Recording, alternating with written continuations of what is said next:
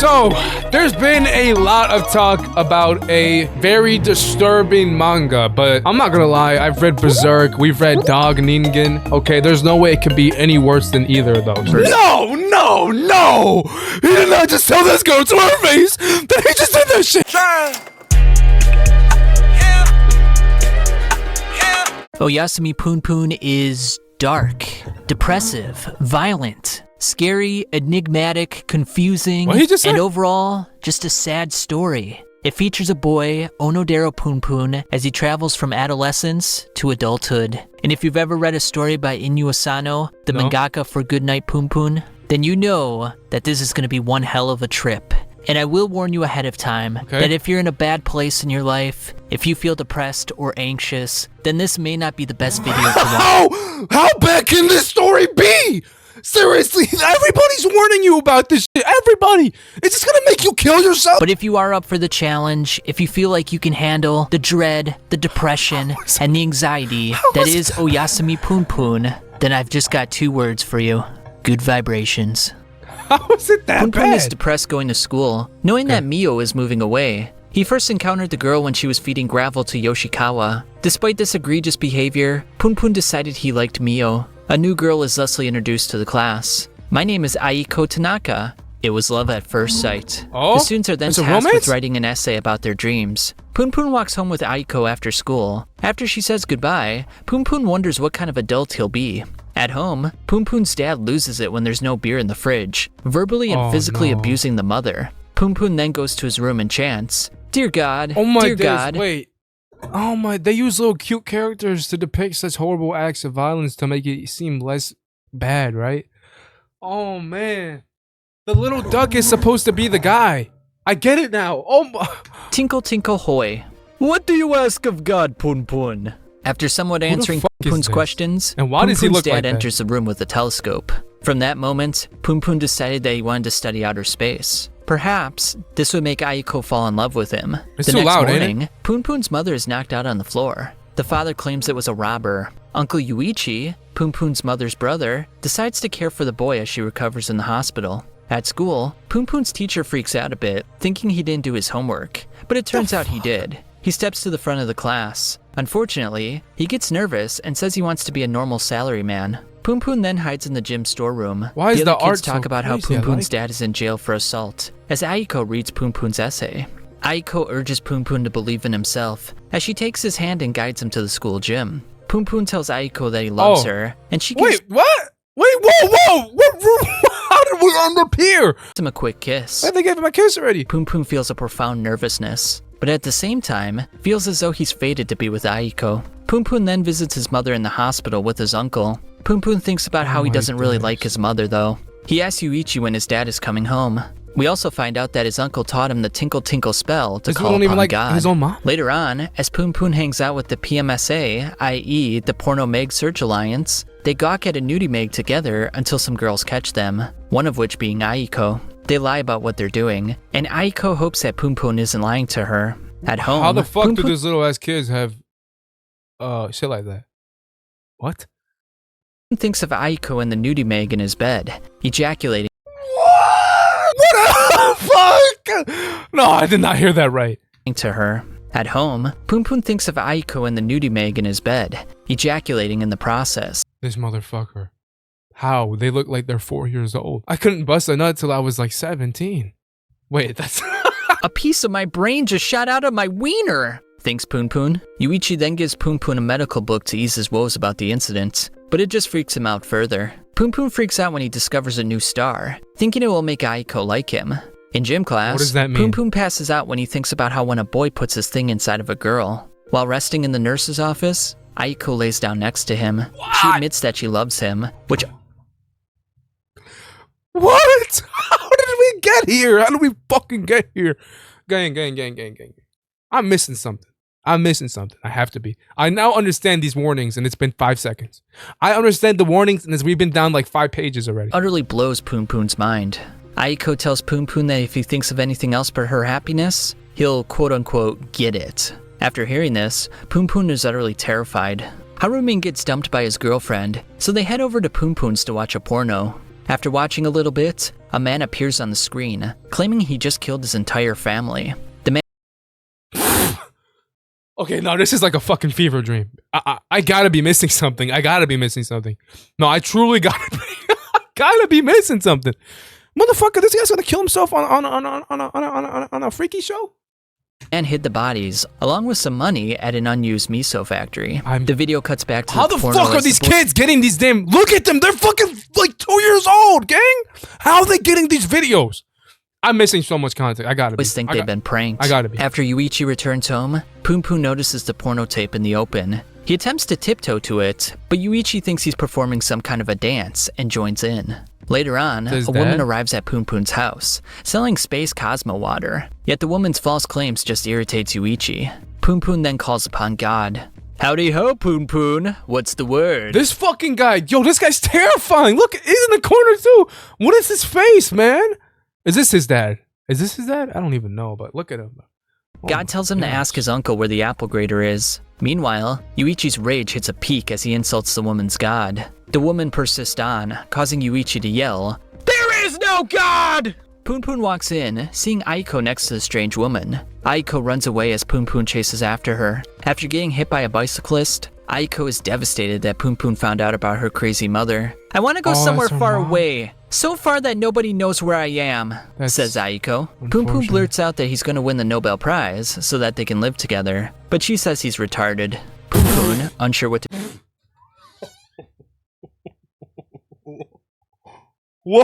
to do, clings onto Aiko. She says they'll go away together. And did he just try comforting her and she just oh, what the fuck? Promise she'll kill him. PunPun thusly promises to go together, and that if he breaks his promise, she'll kill him. PunPun thusly promises to go to Kagoshima with her after the first semester. Just as crazy as the mom. Yuichi informs PunPun of the exorbitant cost of plane tickets, killing his idea of going to Kagoshima. Shimizu runs an errand for his mother and runs into the god of poop. The god of poop says he can do anything, as Seki punches him for being an idiot. PunPun and his friends decide to go to the miso factory, hoping they can find the money mentioned in the video. Aiko decides to tag along, but the other boys are not pleased. Seki says when the factory went under, so did his dad's shop. The group peers into the creepy factory, with PunPun noting that he has to take a pee. A teenage girl reveals herself, saying she comes here for privacy. What is on her head, my boy? I'm at this point in the story, I'm scared. I usually don't get scared by shit like this. On her head is from her violent father. She warns him that the owner committed suicide by fire, and to watch out for his ghost. Harumin then reveals that he's moving away at the end of the semester. Seki has a flashback when he talked to the president of the factory as a child. Seki then gets angry. Dude, these little ass kids have cigarettes too. My boy, who is supplying this? Since the factory going down set his family's business underwater as well, so he decides to set it on fire. They all head to the roof, but are freaked out when Shimizu spots a shadowy figure. A beam knocks out Aiko as the other boys get lost in the factory. The boys finally find the exit, with Shimizu going back for PunPun and Aiko. The man approaches PunPun, to which he thinks, "I have to take a ferocious pee." The factory then goes up in flames. The shadowy figure speaks to PunPun as he pisses through his clothes. PunPun then reminisces about a time in his life in which... What is happening? That can't be the story. This can't be the story. His mother wished that she never had him. We then see a time in which Yuichi picked him up after he was chasing a shooting star, and thusly taught him the spell to summon God. God then talks about loneliness, and people never truly... Is this guy supposed to be G.O.D.? Oh, nah. Yeah, no. I rebuke this. No, in the name of Jesus, I rebuke this. Understanding one another. PunPun then remembers when he moved into his house with his parents. Aiko wakes up an unconscious PunPun on the roof. An exorcist says there's evil spirits in the building. The group then leaves the building, yet PunPun feels he'll be unable to fulfill his promise he made to Aiko. A news report details the murders at the miso factory. My idea? PunPun's mom is getting home tomorrow, yet she states that she hates kids. PunPun starts stressing out. Pretty soon, Aiko is gonna kill me! Harumin says his farewells to the class. At home, PunPun stresses out about his situation with Aiko. Yuichi finds out that his sister fell down the emergency stairs at the hospital. In a taxi, Yuichi states that this escapist behavior is typical of his sister. PunPun contemplates the notion that Aiko chickened out of her commitment to go to Kagoshima, but then we see her crying on the side of the road. Yuichi agrees to live with his sister from now on, as PunPun sulks on the couch. PunPun and his mom return home with Yuichi. God takes pleasure in PunPun's emotional pain. Yuichi thinks about getting a job as summer vacation is already over. Aiko ignores PunPun at school, as he wishes that she just kill him. After school, Wait, what just happened? Why is she mad at him? Can somebody explain? Because he's moving away? PunPun apologizes to Aiko, but she continues walking. PunPun's dad then arrives, wondering why he's crying. He determines that PunPun was dumped by the girl that walked away. His dad says he can't come around the house anymore. He'll thusly be heading to America to join NASA. The father says he loves his son and henceforth departs. Upon returning home, This is the same dad that beats his wife? from Punyama to Onodera. PunPun thusly decided he wanted to be an adult and he wouldn't be afraid of anything anymore. God mocks him, however, saying he's still a kid. PunPun walks through the empty school. I'm so confused on the symbolism with that guy. If that's the author, no, that's not the author. But I'm like this fucker up here. Okay, who is this supposed to be? Like, I know they're trying to say he's God, but in real, like, what is he? His symbolized? I'm confused. Evaporate away. We'll figure it out. Perhaps he could fly away like a bird. The mom scolds PunPun as he falls asleep during dinner. Good night, PunPun. 2 years later, and Yuichi and the lawyer are still good friends. A woman spills coffee on Yuichi as he feels like he knows her. PunPun joins the badminton club. PunPun then sees Aiko, who hasn't spoken to him in 2 years. 2 years? How do we go from how do we just get a 2-year time skip? They're holding hands with Yaguchi, which sends him into a downward spiral. Seki struggles in school and has a talk with his guidance counselor. Shimizu gives some kids some money, so Seki beats them up and demands they return it. The female bully shows Seki a fire, which triggers the bad memories from 2 years ago. After the fight, Seki tells Shimizu that he'll protect him if he remains by his side. PunPun tries to convince himself that if Aiko's happy, then it's all good. But it wasn't all good. In the bath, PunPun wonders if Aiko has kissed or even had sex with Yaguchi. Oh, that's... Okay, so his girl's with another guy. Fuck! That's messed up, man. I hope he's okay. This guy, I hope PunPun is okay. PunPun's dad writes him a letter, speaking highly of himself. Also, thinking about... Yo, how old are these... Like, these are kids, no doubt about it. How are they already, like, thinking about shit like that? What? Though he's only a night guard at a hydro plant. Kids in class gossip about Aiko, speculating that she's a prostitute. PunPun leaves school in a sour mood, saying to himself that Aiko is not a bad girl. Blackness fills PunPun's heart, wishing that he could see her again. Yaguchi asks PunPun why he skipped badminton practice, as God tells PunPun to kill him. The two walk home together. After Yaguchi talks about his badminton skills, he asks PunPun if he likes anyone. The two depart, and PunPun notes that he likes Yaguchi as a friend, but he still wants Aiko. PunPun is thusly confused. God recommends that he kills others to prevent others from hurting him. Yaguchi suffers an injury at badminton practice. In class, Komatsu says that equality and peace do not exist, but PunPun wonders why everyone Who the fuck is this? Who is this? Maybe, I don't know, man. Can't be happy. Afterwards, PunPun spots Aiko crying. She walks past PunPun without uttering a word. PunPun then thinks that Yaguchi is a terrible person for making Aiko cry, but then he wonders if Aiko still hates him. Yaguchi tells PunPun that his doctor won't let him play, and that Aiko won't let him touch her hand. When Yaguchi mentioned PunPun's name to Aiko, she started crying. PunPun admits that he likes Aiko. Yaguchi says that if he loses in the tournament, PunPun has to confess his feelings to her, but if he wins, he'll keep Aiko forever. Hold on, what? What? A good ass drawing, but this art's amazing. There's a lot of shit going on in my head right now, and I don't know how to feel. At the coffee shop, the waitress apologizes to Yuichi for spilling coffee on him. As it turns out, the waitress is the same girl who took care of his sister when she was in the hospital. She then leaves a note asking for a date.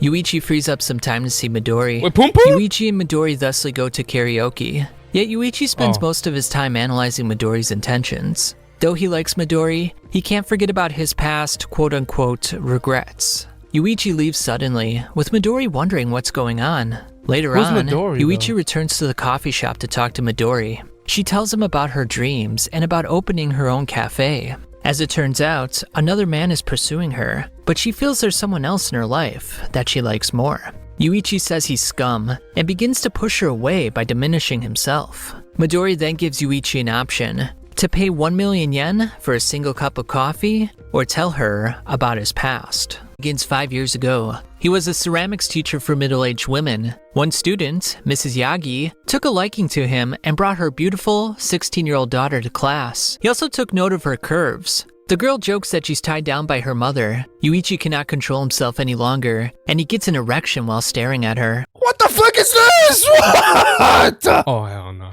The girl then performs the Dear God, Tinkle Tinkle Hoy spell. The girl then says she'll go back to school if Yuichi goes on a date with her. We then see him pick up PunPun and teach him the God spell. Later on, the girl arrives to meet Yuichi in the empty classroom. The two talk about their life and happiness, until the girl reveals that she had an abortion a half a year ago, and that her mom really ties her up for protective reasons. If she returns home now, she might be dead. Yuichi thusly takes the girl to his apartment due to the rain. When the power goes out, she kisses and humps him.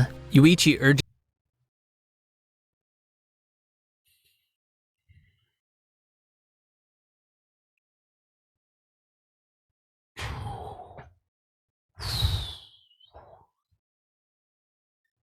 I don't know how much longer I can take of this shit, gang. Like, what the fuck? her to stop, but she doesn't want to. She wants to run away and start a life with him. But just then, Yuichi's girlfriend walks in, as the 16-year-old girl hides in the closet. The girlfriend then brings up marriage and how they've been dating for 5 years. Although Yuichi is hesitant, Holy smokes. he says he loves Yuichi's her. a pedo? And they Yuichi's a pedo? Is that what I'm saying? Yuichi's a fucking Epstein variant.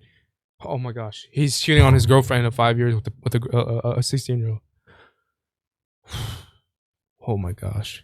have crazy sex. Afterwards, he thinks he dreamed up the situation with the 16-year-old girl, only to find her in the closet the next morning. Yuichi lets the girl out as his girlfriend sleeps. After 2 weeks, Oh, damn. Look at this art, dude. Damn. Yuichi returns to school, where Mrs. Yagi asks him out for lunch. Yuichi asks about her daughter. This Yuichi guy gets mad pussy. I mean, that's like not in a good way, with the not the okay. Let me reword that. This Yuichi guy gets mad offers from women, and then hopefully he only sticks to women. And the mother just babbles on. Just then, Washio bashes her head with a hammer. Yuichi is told to go and call the police. He exits the school and runs into And the where does this come 16-year-old. from? Is she dead? My mother? It turns out that the girl gave Washio a blowjob to kill his mother. As Yuichi realizes the terrible side of humanity, the girl then disappears before his eyes, without him even knowing her name. Yuichi henceforth quit his job and left the girlfriend. I despise myself. Midori says she likes him and wants to head toward the pottery class. PunPun worries about the badminton tournament, hoping that Yuguchi will be forced to forfeit. Yuichi finds out that Mrs. Yagi didn't suffer major injuries and didn't file a lawsuit due to her daughter's wishes. The daughter is now studying arts in Kyoto. Yuichi leaves with Midori as it looks like everything turned out well. Yuichi thanks her as the two depart. Afterward, Yuichi feels tormented by the past. He drops his groceries and waits on train tracks as a train is heading his way. The only things left are a meaningless life and a fear of the inevitable empty future. So there's a mad people like this. So let me try to understand what's going on. This guy, grown ass man, he might be a teacher, is what I'm guessing, because he went back to school, but he's old. He's older than everyone, I'm assuming, right? So he's probably a teacher. I don't know why the girl killed her own mom, though. We see Yuichi's god as he cries on the tracks. Probably Midori 'cause she's, chucks like, his groceries tied at him. up. You idiot! The train passes by with Yuichi hanging on to Midori's leg. I just can't do it! I can't kill myself! Midori urges Yuichi to never leave her. He says if he does anything unforgivable, to kill him. Miss Midori? I like you. Yuguchi's in the finals, but his injured foot might be a problem. PunPun then He's notices not. He's the same age. Okay, so at least he's not a pedophile, but he's a freakazoid. PunPun becomes frustrated when Aiko doesn't avert her gaze. PunPun then thinks about scraping her eyeballs out or giving her a tender kiss. What? Surprisingly, Yuguchi is winning the match. Aiko talks about love, saying that she's all alone as she holds PunPun's hand. Aiko is willing to throw everything away for love, whereas PunPun is not. She has a reoccurring dream where she waits for someone by the waterfront. She then sees her birth mother, runs for her, but then realizes it was her own reflection in the water. Aiko would rather die than be without the person that she loves. Aiko asks Yuguchi to run away with her. He laughed it off though. PunPun is internally torn about what he should do. God warns him if he doesn't stop the nice guy act, he'll end up killing himself or committing a crime. PunPun squeezes Aiko's hand as Yaguchi collapses to the ground. Yaguchi claims that he lost the match to PunPun as he begins to sob. PunPun feels the existence of another self in his head, a despicable version that Aiko could see. PunPun then apologizes for not going to Kagoshima 2 years ago. Then, should we go now? To Kagoshima? Says Aiko. This Aiko girl, bro, just breaks up with with her boyfriend and immediately says, "Oh, let's go be a couple again." Should we go now? To What Kagoshima? the fuck? Says Aiko. PunPun tells her that Something about that seems very... I don't know, bro. I'm not gonna lie. I rebuke that in the name of Jesus. In Jesus' name I pray, I rebuke all evil. Please, Lord. What was that? What was that? Why was that? Yaguchi needs her more, and he thusly leaves. PunPun falls in the snow and begins crying. Goodbye, Aiko. Yuichi introduces Midori as his new girlfriend. PunPun runs away. Oh, shit. Darkness. God says that everyone has 2 choices in life. To do or not to do. That's it. PunPun awakes, feeling as though his life is not long. PunPun sulks when at school. Seki tells his counselor that he's not going to high school, as he runs into PunPun afterward. PunPun tells the counselor They're not he even wants in to high save school the yet. world. I knew and it. thusly joins the They're thinking of some Board crazy Game shit. Club. Yuichi and Midori take PunPun to the amusement park. Midori's owner is talking about taking care of his mother, giving the girl the chance to run the shop for herself and realize her dream. Yuichi says that when they both settle down with their jobs, they'll get married. Midori's been with the Onoderos for a month now, and PunPun's mom says they're like a family. PunPun sulks in his room, wondering what a child who grew up in a house with domestic violence should do. How the hell would I know? God says that PunPun was the one who gave him the label of God. PunPun then wonders who he really is. Despite his emotional turmoil, PunPun feels that good times must be ahead of him.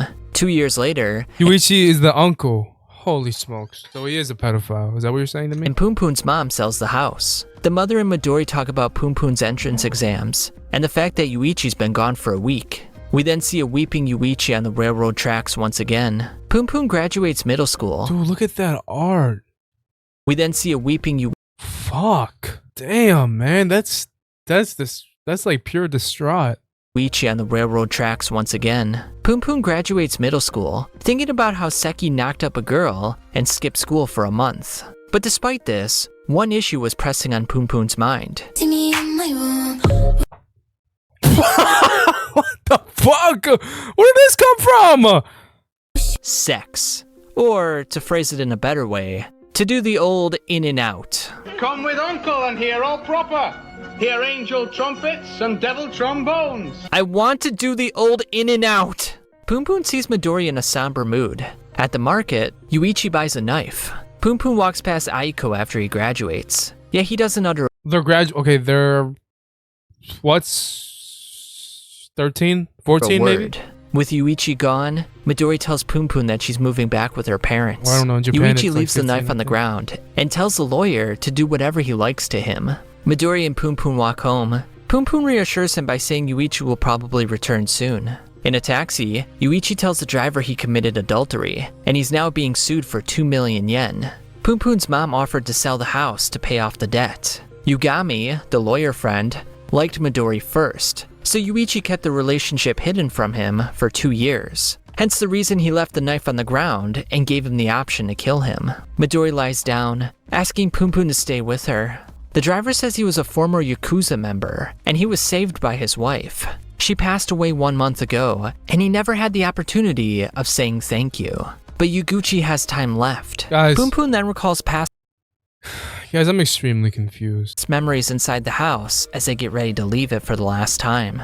The three take a picture in front of the house as a final farewell. Midori and PunPun then return to the coffee shop.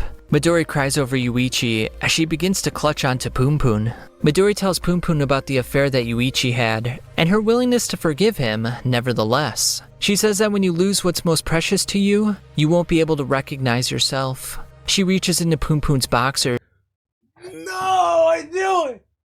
I knew it. but he immediately pulls back. She then hints at Yeah, sex, PunPun. saying just a little while, and she proceeds to mount the teenager Holy smokes, yeah. We're not watching that. Let me just skip past this. Boy. In the midst of intercourse, PunPun thinks of Aiko. Dude, they did do it. Afterwards, Midori tells PunPun to come again to visit her, but he leaves the shop without an utterance. PunPun just cracked his uncle's wife. I don't know anymore. Like, I think I'm broken. I think I understand what the warnings are. I think I get it now. This is just a fuck fest. Like, this author is not okay in the head. I don't care what you say. PunPun returns to his apartment, wondering what he's doing in a place like this. Perhaps he should be in the afterworld. Nevertheless, he decides to push on. PunPun's mom then sleeps with a married man that won't leave his wife, so she desperately wishes the world would just disappear. Seki wonders about morality in the park and why everyone can't be happy. Shimizu shows up and Seki tells him they're on the verge of losing their house. A man then offers the two a job. I just realized PunPun lost his V card to a family member, right? Because they were married? Cash. Seki then receives a phone call about another job offer and tells Shimizu to meet him in the park afterwards. The lady tells Seki she wants something awful to happen to a man who was supposed to marry her 1 year ago. She'll therefore pay as much as she can to make sure that he ends up dead. Seki finds his target, wondering if righteous people exist in this world dead. Seki finds his target, wondering if righteous people exist in this world. Seki observes passerbys, equating them with puppets, hollow beings as it were. On the train platform, Seki looks to push the man in front of the coming train. Shimizu is taken to an apartment with a dead, decomposing body inside. He's gonna have to clean it up. Unfortunately, he wets himself in the process. How did we even get here? How did we get here? Like, what? Refuses to work. Seki continues following the man. Why are we looking at Seki, bro? I don't give a fuck about Seki. Get me back to PunPun. Okay. Walks away, however, when he finds out his wife is pregnant and his father is in the hospital. Shimizu thinks that God is fake, as a man named Pegasus arrives. He declares that the Earth will end in 5 years and looks for Shimizu to join the cause. Seki apologizes to his client and she expresses relief. Seki tells her to think of her own happiness rather than someone else's misfortune, but she furiously walks off. Shimizu meets with Seki in the park as they call it a day. PunPun goes to karaoke with his class, but he leaves to sit in the lobby. Kani approaches PunPun, asking if he wants to leave with her. The two walk on the street making small talk until they hear music in the streets. "Do you want to go somewhere fun with me next weekend?" blurts out PunPun. "Yeah, sure." Upon returning home, Mama says that Grandpa passed away. PunPun and his mom meet with Midori at grandfather's house. Although PunPun wonders what Midori is doing here, Midori says that after that fateful day, Yuichi returned to her. She then hands PunPun a wedding gift. Oh my gosh! Look at him!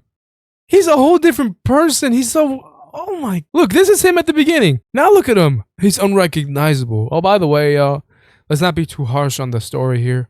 This is like a 1 hour video of like a 4 hour story or like a 5 hour story. My boy's trying his best to make this cohesive. As he thinks of severely hurting her, PunPun leaves with his mother in a sour mood, but she excoriates the boy for his pathetic egotism. PunPun reads another letter from his father. With all the emotional turmoil, PunPun chucks Midori's wedding gift in a fit of rage. "He's coming," says Pegasus. Despite everything, PunPun's upcoming date with Kani has him excited. PunPun can't go home tonight since his mom is having another man over. After intercourse, the mother goes through a range of emotions, asking the man to marry her. Unfortunately, he's already a married man and cannot do this for her. The mother goes into the kitchen, only to return with a knife in her hand. She's become tired, wishing to end her life here and now. She then struggles breathing and is taken to the hospital. The doctor diagnoses her with pneumonia thorax and recommends surgery. PunPun visits his mom in the hospital, but she tells him to concentrate on his studies. She then attempts to reach the bathroom under her own strength, but experiences hallucinations. Mama PunPun then wakes up in a boy's arms. The boy was hit by a car on his bike, hence the cast on his leg. The boy's name is Harumi, and he's 16 years old, just like PunPun. Mama PunPun thinks of her husband and the time she threatened to kill herself and PunPun. Papa PunPun knocked her out with a microwave. His mom's trying to kill herself and him? And I know she's trying to find another lover and she's getting fucked over. Damn. And henceforth told PunPun that a robber snuck into the house. Harumi tells Mama PunPun that his girlfriend was on the back of his bike and is in more serious condition than he is. Mama PunPun urges Harumi to see the girl, but he's worried she'll hate him. She tells him that her own son fills her with disgust and that her loneliness will never go away. She doesn't have a place she can call home, and the outcome of her surgery seems inconsequential to her. Mama PunPun wakes up from a bad dream and talks to Harumi's girlfriend. Though she's able to leave soon, the scars on her face will remain. They continue talking, and Mama thinks that everyone should just go kill themselves. They exchange words of sympathy towards each other, and Mama feels a little bit happy by this. PunPun puts a condom in his wallet and meets Kani for his date. Mama is going into surgery and asks Wait, what happened to Ayuki? What happened to Ayuki? Like his main lover. Mama talks about love and becoming a good mother as the anesthesia kicks in. PunPun and Kani go on their date as Mama is in the midst of surgery. After lunch, Kani's umbrella gets stolen and PunPun lends her his own. They then meet Kani's sister and her friend at an art exhibit. PunPun feels awkward with Kani, propelling him to think of Aiko. He then thinks of his former friends and how they're nowhere to be found. PunPun wonders why he's hanging out with Kani in the first place, and reasons it's due to his horniness. Saichi asks PunPun to write a comment about her painting of the Milky Way, and PunPun thinks about the star he discovered when he was a child. He then chronicles the experiences of his childhood, which puts him on the verge of tears. PunPun gets a boner as Kani and him sit on a bench, but then she says she's heading home. Could you stay a little longer? Asks PunPun. PunPun thinks only of dirty thoughts as Kani wonders why he's not in the hospital with his mother. Whether she's family or not, that doesn't really change the fact that she's a separate person from me, replies PunPun. Onodera, that's just not right. I thought you were smarter than that. And I thought you were smarter than to impose your subjective standards on my circumstances. Despite the tumult, PunPun asks her to go out with him. Kani calls him selfish and says, "You love yourself most, don't you?" PunPun touches Kani's face, looking to do whatever he pleases with her. Oh, don't do it. Don't do it, please. Don't do that shit. Mama wakes up from surgery, thinking of PunPun, as the boy gets slapped in the face by Kani. Onodera, you're a really lonely person, aren't you? God tells PunPun to kill himself after the egregious event. PunPun then masturbates in the rain. This story's killing me. I don't even need the rest of the context. I'm dying as we speak. Mama is getting ready to leave the hospital as she finds out Harumi and his girlfriend are standing next to each other. After they kiss, all those warnings, they make sense, man. They make fucking sense. She reads a letter that was written by Harumi, thanking her for her kindness and being a good person. In the end, however, she says she doesn't understand anything and she's still all alone. Mama returns home, but immediately gets angry when her son won't acknowledge her. PunPun bombs his exams. He then meets Kani in the hallway. They briefly talk as PunPun feels as though he has no self-confidence still left within him. Mama returns to the doctor to check up on her post-surgery recovery. Though everything is fine, he's concerned about possible cancer.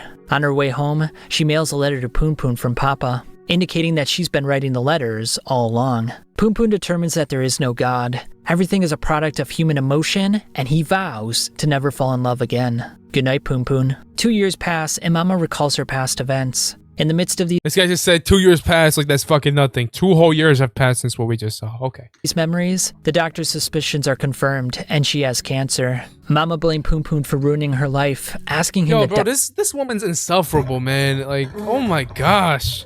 I feel so bad for this guy. PunPun, man, he's going through some bullshit. He's doing bullshit too, to be honest. But damn. die with her. She's stimulated awake by Midori and PunPun. She grabs her boy's face and apologizes for her coarseness. To be honest, I really love you, PunPun. After the funeral, PunPun thinks that he still can't love his own mother, as his dad looks up at him. Midori hands PunPun a letter that resembles his dad's. Mama apologizes in the letter for pretending to be his father all this time.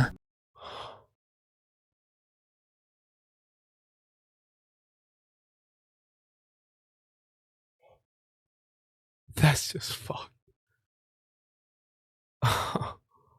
Yo, imagine thinking you're keeping contact with your pops all this time, and your mom just trying to do like a nice thing, but she's gone now.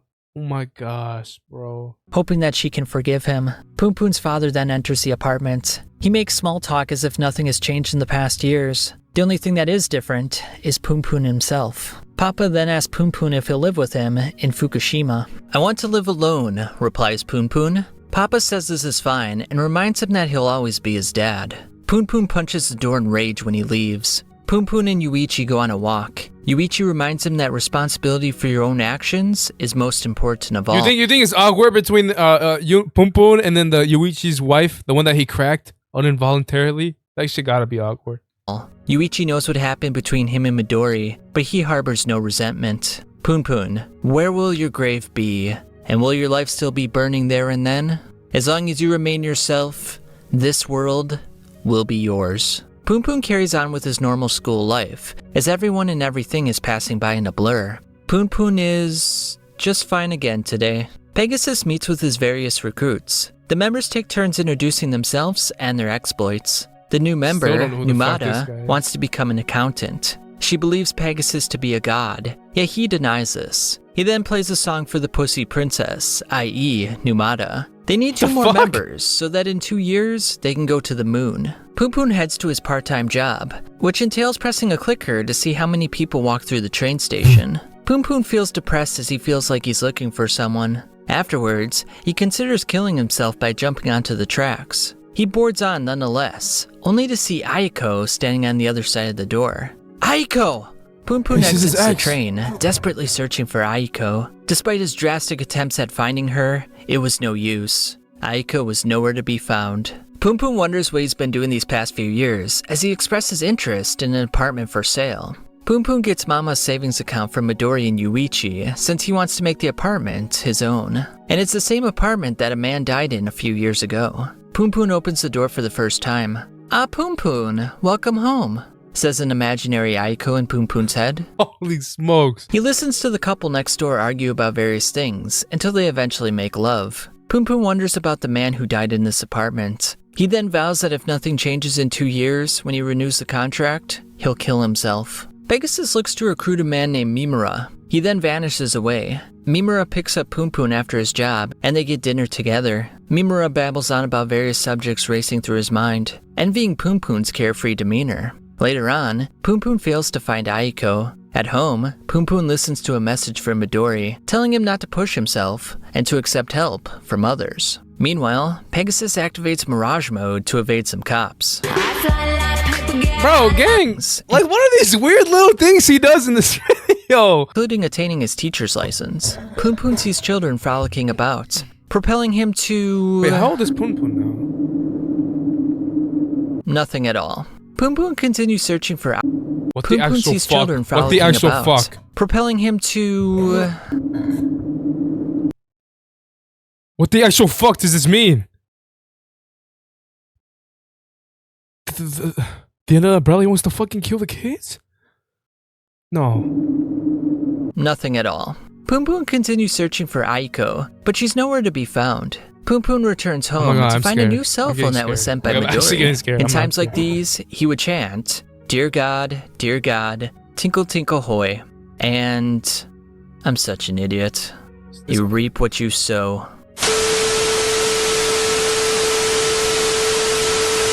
What the fuck? What the fuck? What the fuck? What are these edits, gang? Holy smokes.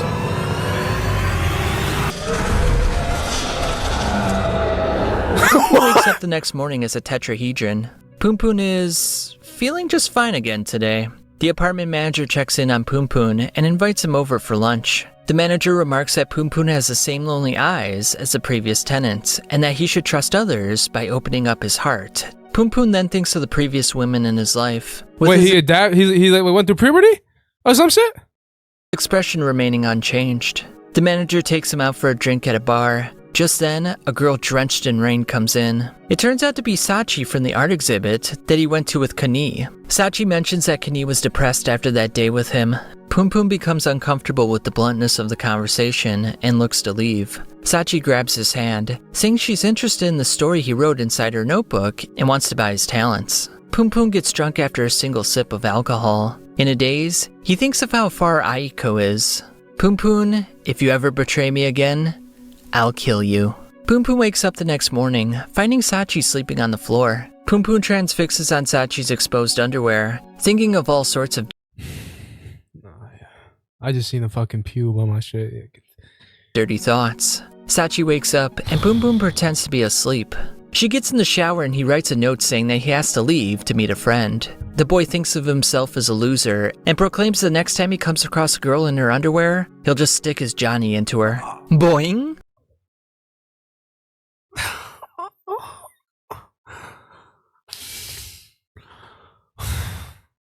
Yo, this author, bro, he needs to be like in jail or some shit, gang. What? What? I'm genuinely about to cry on stream for the first time in my life, gang. PunPun proceeds to walk around town like a zombie. Onodera, over here, says Sachi. They head back to her apartment, and when she bends down, PunPun stares down at her exposed underwear. I ought to stick my Johnny in her cheek. Oh my gosh. What the fuck? Okay. Little cooch. Sachi wonders if PunPun was rushing off to his girlfriend on that day as she turns around and looks at him. Over dinner, PunPun reveals that he lied about meeting up with his friend that day. He also reveals that when she was sleeping, he peeped at her crotch. And to be perfectly honest, I masturbated for the first time in 3 Rewind this fucking shit. Please. being up with as she turns around and looks at him.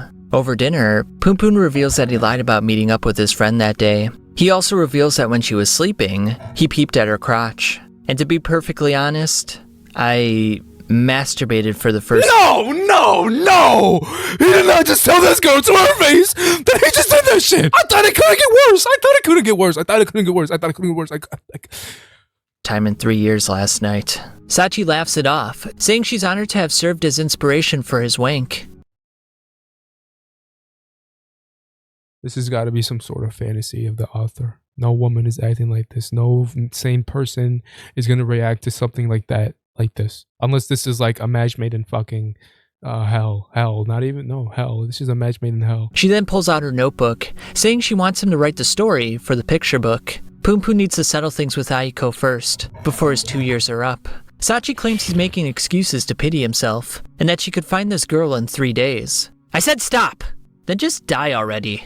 Sachi writes her number down. What's with as this PunPun like killing leaves. fantasy? Like this killing plot point just keeps happening. You either kill yourself or you kill each other. What is going on? Forward to reading your story. Sweet Lonely Heart Fluffy Bro, i.e. Wada, shares his story on how he met Pegasus to Sachi. He asks her out, yet she refuses and instructs him to you know stop. what'd be fucked up?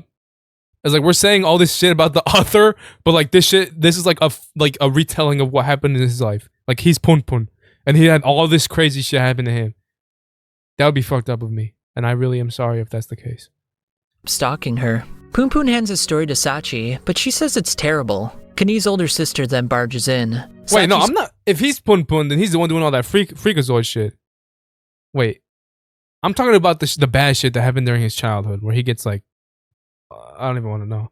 Scolds PunPun for attempting to give up again, and decides to get some coffee. Kani's older sister says that Sachi's dream was to become a manga artist. Although she came close to serialization, she didn't quite get there, hence why she transitioned to children's books. Afterwards, Sachi is a bit embarrassed that PunPun knows about her past, but is encouraged that he'll give the story another go. Sachi looks at the apartment with PunPun, since the stalker knows where she lives. Unfortunately, she hits her head in the bathroom, which reopens an old scar. PunPun accepts a computer job from the apartment manager, and he suggests that him and Sachi should date one another, but she brushes this off. The manager's daughter then excoriates PunPun for his lazy attitude, saying he doesn't contribute anything to society. Sachi defends PunPun as the manager eases the tensions. Later on, Sachi remarks that she wasn't defending him, but a younger version of herself. However, she's pushing forward with her life, unlike PunPun. PunPun claims her confidence comes from her brimming talent, yet she says she had plastic surgery on her face. She claims that PunPun's worries are empty, and he does nothing more than lick his own wounds. PunPun's tetrahedron form opens up, releasing the bird within. She looks to leave, but PunPun requests to make a manga. His new vigor comes from the fact that he doesn't want to become rude like her. Though the pressure of this new challenge weighs down on him, PunPun decides to trust Sachi. PunPun is making good progress with his manga. At the bar, Sachi wants to avoid an escapist manga to write something that can, quote-unquote, fight reality. PunPun takes her home and says he'll keep trying harder as Sachi falls asleep. The manager encourages PunPun to pick up Sachi after work to take her to the festival. Nevertheless, a man grabs her bags after work as they walk away. What the fuck is this?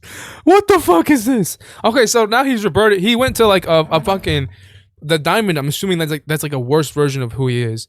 Now he's back into like a duck, which is like a nicer guy, right? He's like getting his wits back. I don't know. I think it's like a personality change. This is what I get for letting my guard down for even a second. PunPun is having a bad day. PunPun contemplates killing Sachi as she knocks on the door to check Hey, in on never fucking mind? Like, what? him. When she enters, PunPun lies about having a cold. Sachi then reveals it was her ex-husband that picked her up that day. She wants to see the fireworks with him, but PunPun says that if he continues being nice to him, he'll fall in love with her. PunPun, it's fine with me, if you want to fall in love with me. PunPun reveals that Sachi reminds him of his dead mother. PunPun, you can take your clothes off too. Goodbye, Midori. This is a freakazoid manga at this point. Also, what the hell happened to Aikyo? Goodbye, Kani. Goodbye, Aiko. Oh, he's moving on I'm from all right them. now. Oh. The next day, Sachi, please call me a yellow-livered dickhead from now on. Sachi claims they don't have to become overly involved or change the dynamic of their friendship.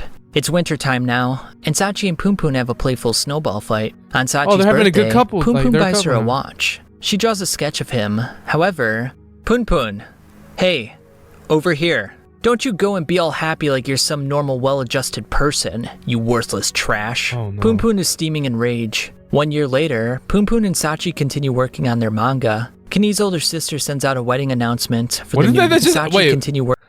Let's use the prize money to go on to go to the hot spring and have crazy what? Working on their manga. I caught that shit with my shotgun gun. I know you saw Kani's that. older sister sends out a wedding Millisecond. announcement for the new year. Seki is now working as a trash man as he meets Shimizu for lunch. Seki urges Shimizu to be more independent, which draws a sour face from the boy. Sachi and PunPun wait for their meeting with the editor as Pegasus announces his candidacy for the governor of Tokyo.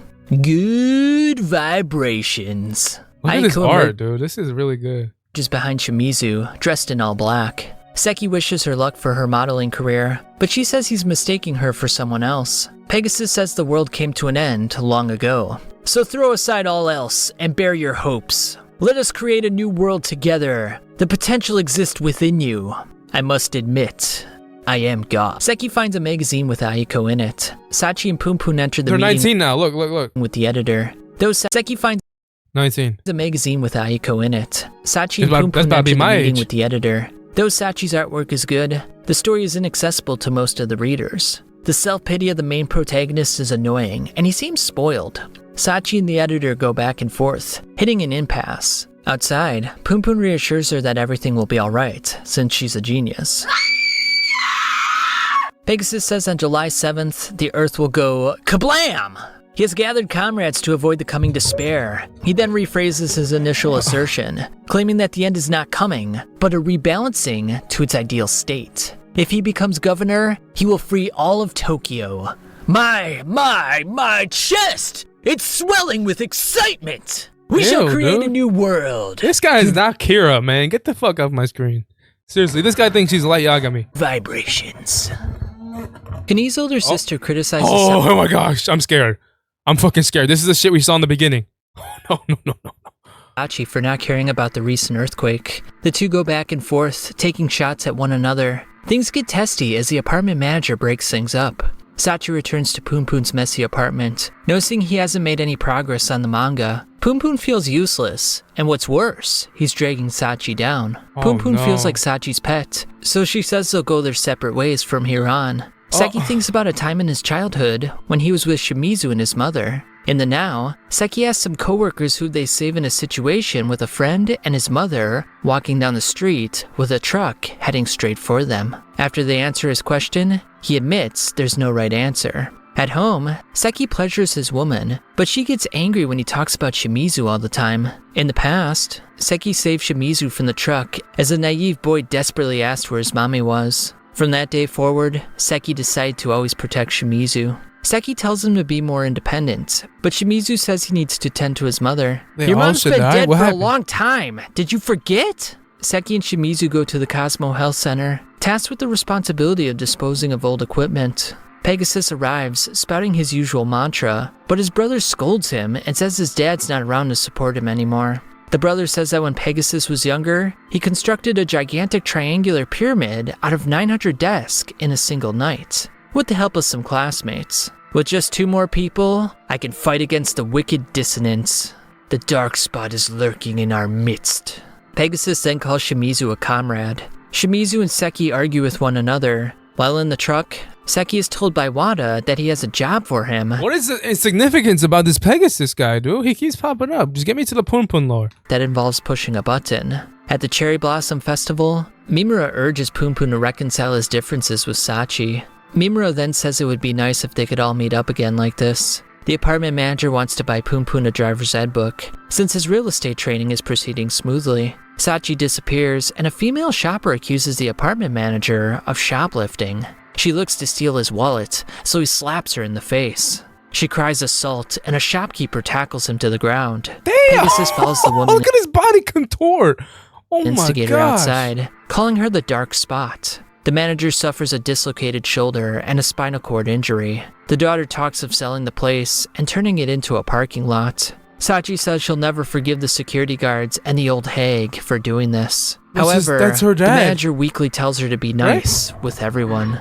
Sachi wonders what she can do in this situation, as she tells PunPun not to touch her. PunPun's contract ended last month, reminding him of his vow to kill himself if anything didn't change. I briefly tried to follow the light in the tunnel, but the tunnel gradually became darker and darker. PunPun then has a weird dream. Are you the one that can? No, I'm not. I'm never one of those who can. Pegasus says he's a victim of the Dark Spot. Welcome back, PunPun. The Pegasus ensemble, now including Shimizu, are ready to extinguish the darkness. They pose in a similar manner to the Last Supper. PunPun's life seems to be in a complete disarray. Frankly, he was tired of himself. PunPun tosses all his things into the trash. He then hears his neighbor, Takashi, have sex, and he masturbates to the thought of Holy moly, gang. This guy can never control himself. He's like 20 years old now. Really, bro? how perfect his life is. PunPun has a surge of homoerotic thoughts race through his He's gay now! mind. That night, Onodera PunPun died. PunPun then pretends to be Takashi, which seems to be going great, until... Oh, nah. Aiko sits next to What are these fucking sound effects, gang? him. Onodera then wanted to holler at all the worthless sacks of crap out there in the world. This world is mine. You're PunPun, right? Aiko! She asks if he wants to go out for lunch next time. Aiko then tells PunPun that she's working as a model, which was her dream job.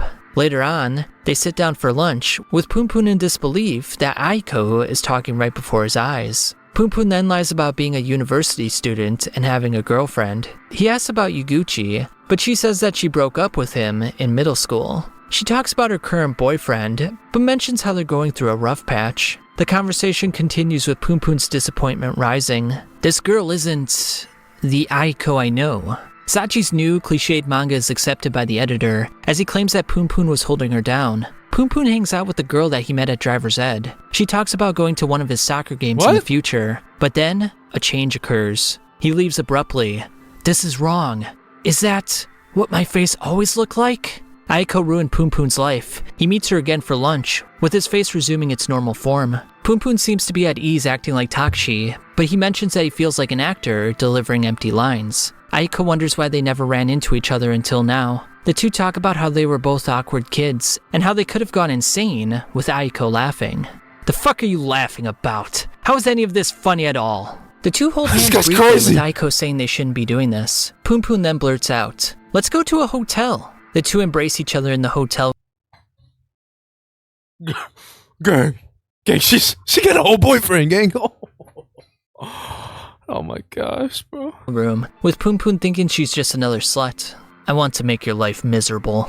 PunPun starts groping her, but Aiko demands that he stops. She says that she's done, and it must be nice enjoying a good life. Aiko says it would have been better if they never met as she leaves the room. PunPun walks through his life in a numb state, thinking that he'll move away to a town far, far away.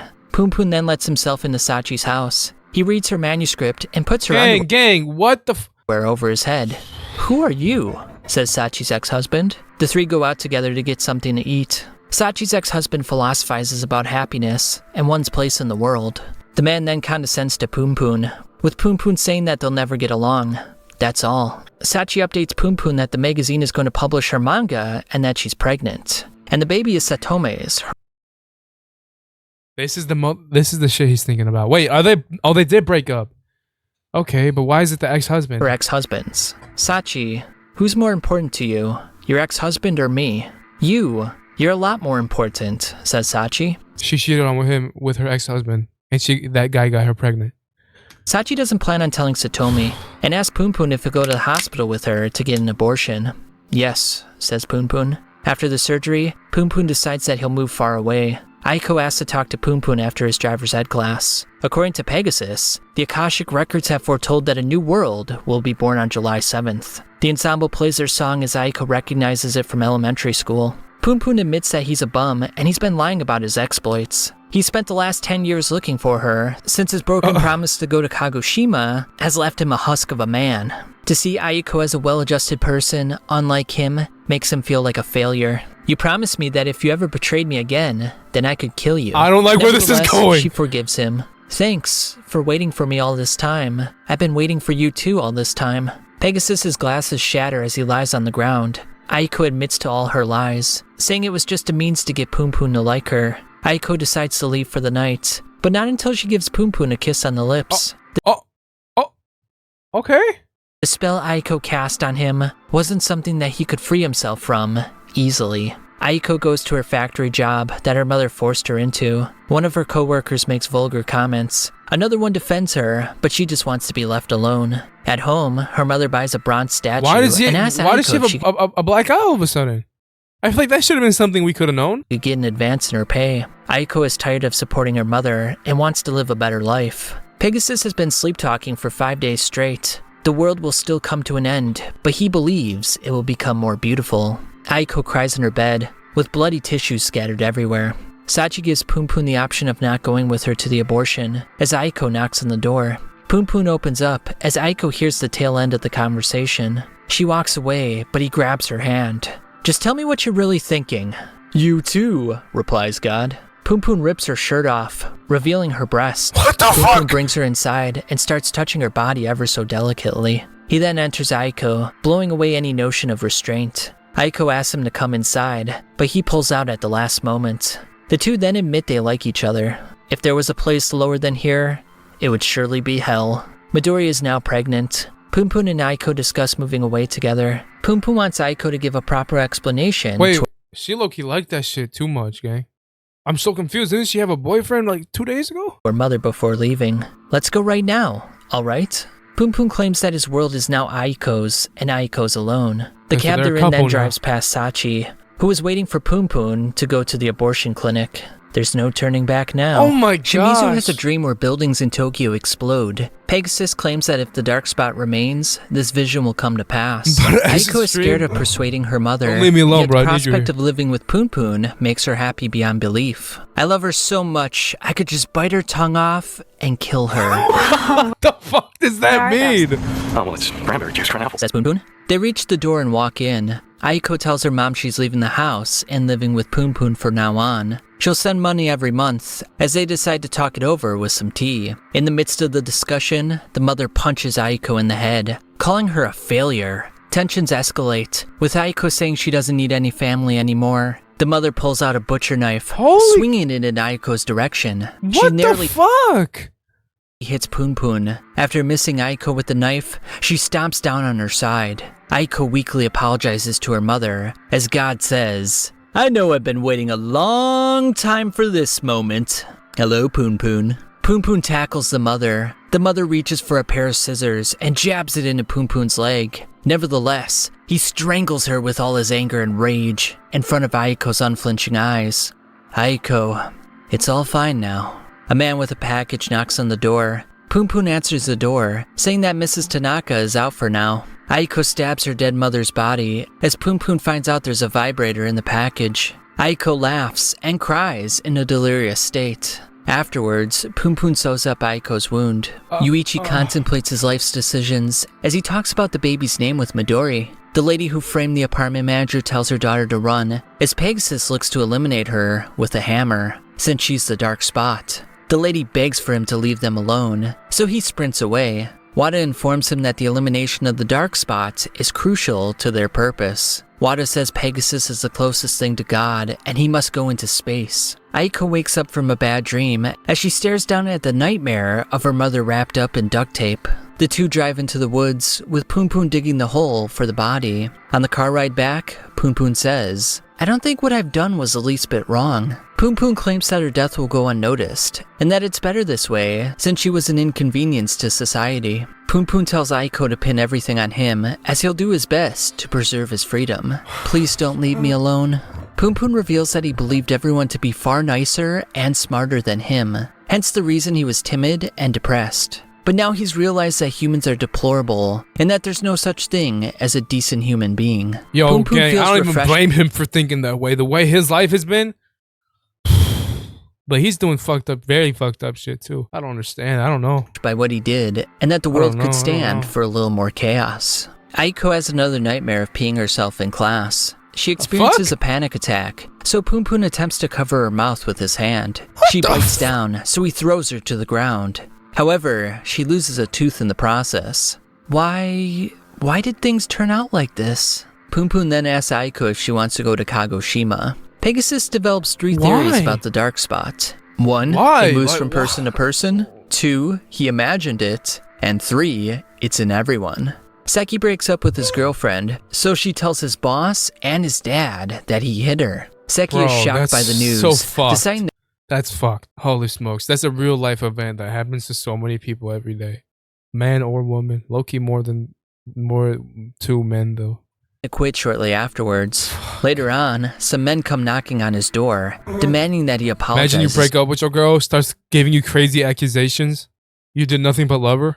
Fuck. To the boss, since it was his daughter that he quote-unquote hit. Seki then asked to stay with Shimizu for a while, and to have faith in him. I want to believe you, but you never believe me. Shimizu's mother then waves him goodbye. Mommy, you're still right there as always, right? The hand then disappears as Shimizu is off for the day. Seki is ready to accept the button-pushing job as long as it doesn't hurt anyone. Wada eases his concerns. He mentions how Pegasus's predictions always come true, and according to him, like this little the universe subplot is a shit, like all this, I don't care about it, bro. Let's just get me back to PunPun. musical box that is singing an unstable tune. On July 7th, the quote-unquote promised despair will befall the world. They will play the same song every day to restore the harmony. Despite this, however, the calamity will occur. Pegasus will thusly be remembered, and the farce of the world will be revealed for what it is. Wada then says there was a man 10 years ago who killed his family, who he intended to make the new god. Unfortunately, he ended up turning himself into the police. Wada tells Seki to spend time with his loved ones, and that he'll make Hoshikawa Toshiki a god of the people. Pegasus stands up with the entire ensemble saying they love him. Pegasus reminds him that there's nothing they can't do or achieve. Aiko asks PunPun if he'll kill her someday, but he tells her to get some sleep. They look up at the night sky, and Aiko asks him if there was a shooting star, what he'd wish for. I'd wish for shooting stars to disappear forever. Like, PunPun dude, then that's looks just into the messed mirror up. to see God's face on his own. Sup. PunPun thinks about letting loose on his emotions. Aiko redoes her bandages, as PunPun seems uncaring about her difficulties. Aiko says he only needs to focus on her, so it'd be more convenient with only one eye. She got the black guy from the mom. Okay. Sachi begins to he only needs to focus on her, so it'd be more convenient with only one eye. What the fuck? Huh? Did she just... What does this mean? No, what does this mean? Sachi begins to worry about PunPun, as PunPun scolds Aiko for not gouging his eye out properly. But She just made him take out his eyeball? But I love you, PunPun. PunPun angrily tells Aiko she needs to be more serious. Sachi enlists the help of Mimura, but PunPun is nowhere to be found. Mimura, however, remains resolute that PunPun will return. Aiko gives PunPun oral sex in the bathroom. Whoa, buddy. Come on, what the fuck? Okay.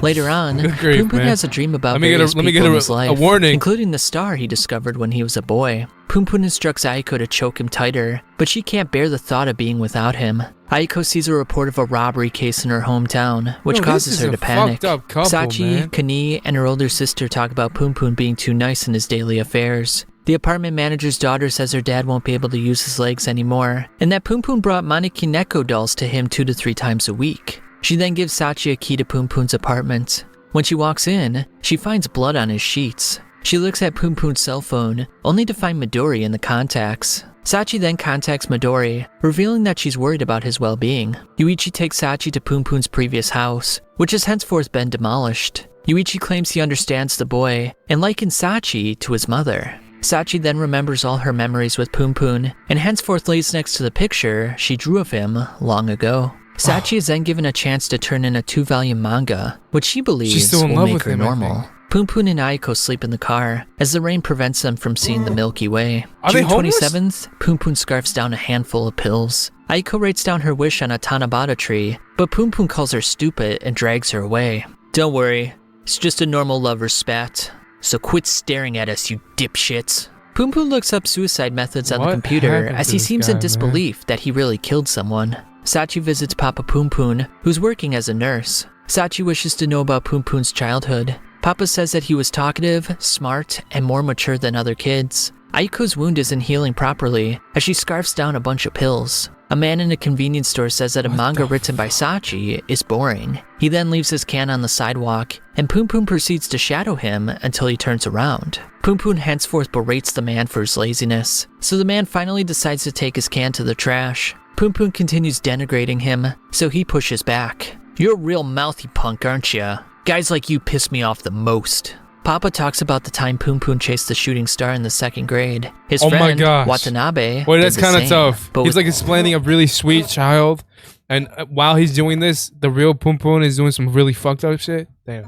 Was hit by a motorcycle at an intersection. PunPun henceforth blamed himself for the incident, and thusly became a reserved, meek boy. Meanwhile, PunPun fiercely beats the man down as Aiko begs for him to stop. They enter the car, but the man throws a flagpole at them, so they're forced to speed off. Sachi leaves Papa PunPun and tells Kani's older sister that she has to protect PunPun. Aiko says that PunPun has gotten a little strange, but he claims it's everyone else who's gotten strange. They finally arrive in Kagoshima. While Aiko sleeps, PunPun he watched the dramas. I don't know how. Afterwards, they board a ferry to visit a space museum. Aiko talks about what ifs, but PunPun scolds her for doing so. The two then immerse themselves in the beautiful landscapes. Aiko talks about a potential baby, but PunPun scolds her for bringing up pointless what-ifs. PunPun then reverts to his innocent bird form, saying he's really happy right now. They gleefully play in the sand and water. PunPun, am I going to be killed here? What the fuck? Yes. What the fuck? PunPun ties a rope around her neck, and she asks him for sex. Don't worry, I'll soon join you in death. Aiko says she doesn't want to die and urges PunPun to live on. Aiko claims that PunPun didn't kill her mother as she was still living, hence the reason why she stabbed her with a knife. PunPun screams over and over that she's lying, but Aiko claims it's the truth. Afterwards, Aiko says she'll stay on the island as she asks what he'll do. Dear God, tinkle hoy. I wonder when it was that I realized talking with God was merely talking to my own self. Aiko, let's get married. I thought they were gonna kill Pegasus each other. insinuates that he's aware of Wada's true plans. Two men who work for Seki's boss come to rough him up. They then threaten him with fire as he drifts off into old memory. The factory and to move to a turns to this is the edge to the punch of the cuts. This is their fear lean and sorry guys, I don't care about her this name. shit. As she walks Aiko finds work as PunPun fills out a phone contract in her name. As she walks in to tell PunPun about the good news, a news report says that Mrs. Tanaka's corpse was found and they are actively searching for Aiko to shed light on the matter. Let's just calm down and think about it. The two decide they can no longer found the stay dead on mom's the island. body. Seki climbs into the burning building, hoping to find his friend Shimizu. He passes various members of the Pegasus ensemble, both dead and alive. He then finds Shimizu unconscious, and of my magical warriors will reverberate to you all. Good vibrations. Seki carries Shimizu's body to safety, but when he looks up, he sees the God of Poop spaceship with the Pegasus ensemble inside, including Shimizu. Aiko's condition is worsening, as PunPun suggests that she goes to the hospital. I see how it is. You actually want me to be caught.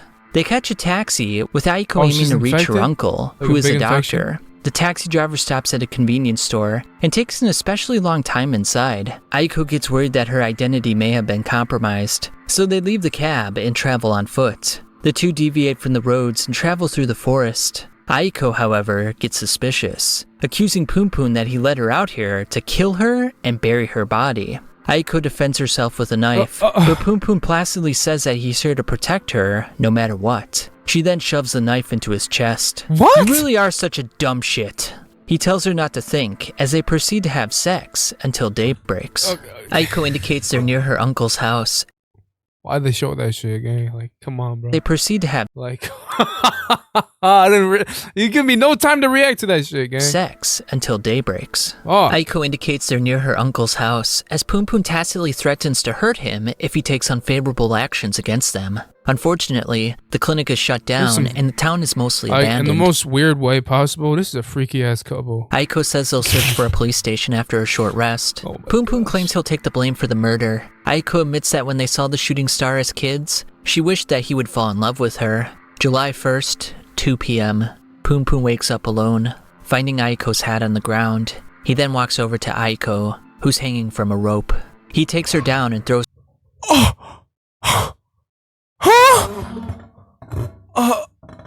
her over his back. Let's go, Aiko. She just killed herself, and he just acts like it's okay. PunPun talks about a potential life with Aiko and his dream of being killed by her. PunPun continues his trek through the sweltering heat. He cleans up Aiko and calls the 911 emergency service. After being questioned about his emergency, he hangs up the phone. PunPun strokes her hair and some kids walk in. PunPun asks the kids to watch Aiko as he goes to the phone booth to retrieve his bag. He trips on his trek and twists his leg. After returning, the kids and Aiko are gone. PunPun reads Aiko's Tanabata wish. May you never forget me. Pegasus and his followers. She didn't die. She faked it? Reach Punpunia, the star PunPun saw as a child. It is our victory. God-shaped meteorites then descend towards the Earth. It is now July 7th, and PunPun is just fine again today. PunPun returns to the abandoned factory that he visited with his friends when he was a child. The figure he saw when he was a child was himself as an adult. I've become strong. You sure this was the only way? Shall we hurry back to that dull and tiresome everyday life? Die then. No, you die. PunPun then rips out the eye where God resides. Midori tells Yuichi that the baby is coming. Sachi is throwing away all of her old possessions, including her painting of the Milky Way. Sachi talks about her childhood and how she would show Seki her manga when she finally finished it. Sachi is turning a new leaf in her life. Through her hard work and dedication, she admits she never saw the Milky Way, hence her painting was a lie. She's stepping forward with her life nonetheless, wondering what kind of future she pictured for herself. Shimizu then asks Seki who he is. I'm your friend, says Seki. Mimura has no luck in finding PunPun. He tells his girlfriend that he loves her as the meteorites descend upon the Earth. Wada watches Pegasus's YouTube video, which only has 1,600 views and a dismal like-to-dislike ratio. With both Aiko and God gone, PunPun plans on entering a permanent sleep. PunPun, wake up, says Sachi. Sachi grabs PunPun's arm and lifts him up. You're mine and mine alone.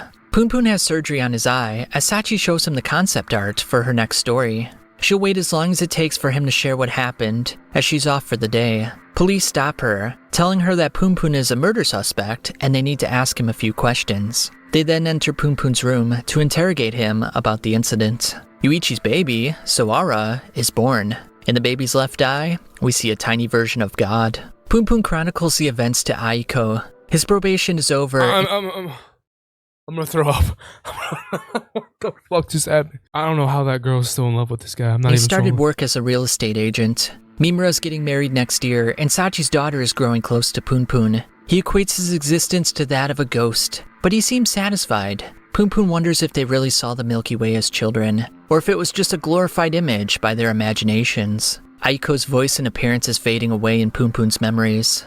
Aiko, I'm sorry for being a liar. I have to keep on moving forwards. I'm sorry, Aiko. Goodbye.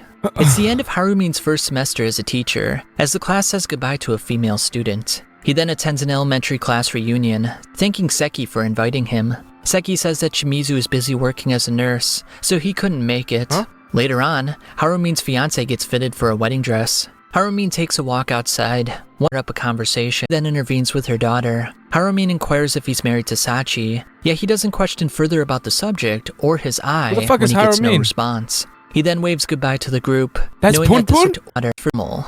Harumin then runs into PunPun as they start up a conversation. That's PunPun! When you transferred schools, I was really lonely, says PunPun. Sachi then intervenes with her daughter. Harumin inquires if he's married to Sachi, yet he doesn't question that this is Harumin's fiance who is busy in an elementary class reunion, thanking Seki for inviting him.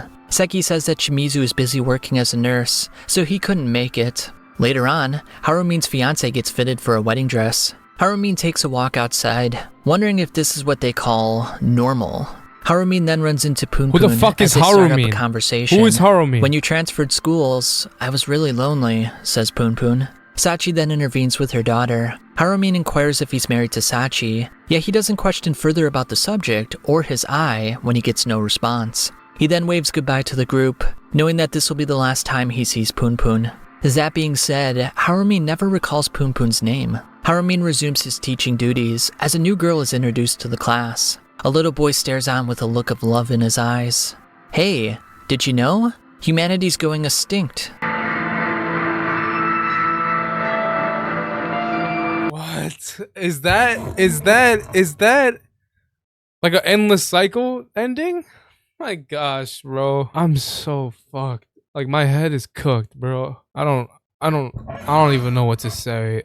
I don't know what to say. That might be the worst, most crazy, like sickening fiction I've ever indulged in. It's for sure as bad as Berserk in terms of like pure trauma. Like in a weird way, like it's oddly human, right? It's like the deepest part, the darkest shit you could ever think of. Nobody does that shit. I mean, this guy did it. I'm sad. I'm very like, I'm just like, I don't know. I feel sick. I don't know if that's crazy to say, but I feel sick right now. I feel sick. May God bless you all. Be better, be productive, be the best you can. I love you. Please forget what happened today. I really am not trolling.